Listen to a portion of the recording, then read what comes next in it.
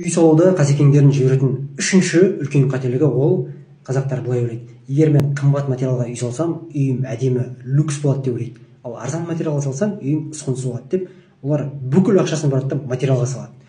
Сөйтіп олар, как обычно, төртбұрышты коробка үй салады. Анау советский үй, крышасы конверт. Сосын былай ойлайды, так, мына советский үйдің сыртын травертинмен айналдырып қаптап шықсам, мынау немецкий люкс үй болады деп ойлайды. Жоқ, ол олай болмайды. Ол просто сырты травертинмен қапталған советский үй болып қалады ол.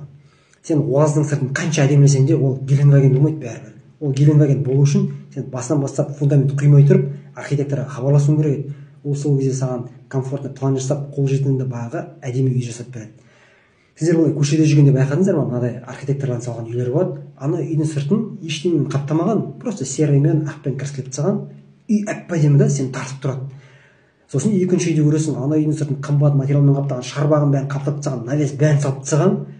Бірақ ана үй каким-то образом сен тартпайды. Не только тартпайды, кейде даже ана үйден жиіркенесің да, вроде қымбат материалға салынған үй жиіркенішті, ана простой үй тартымды. Неге деп сұрасаңдар, сіздерге соның жауабын айтайын, естеріңізде сақтаңдар. Үйді әдемі қылатын қымбат материал емес, үйді әдемі қылатын архитектордың, дизайнердің идеясы. Міне бұл үшінші үлкен қателік. Алда әлі екеуі бар.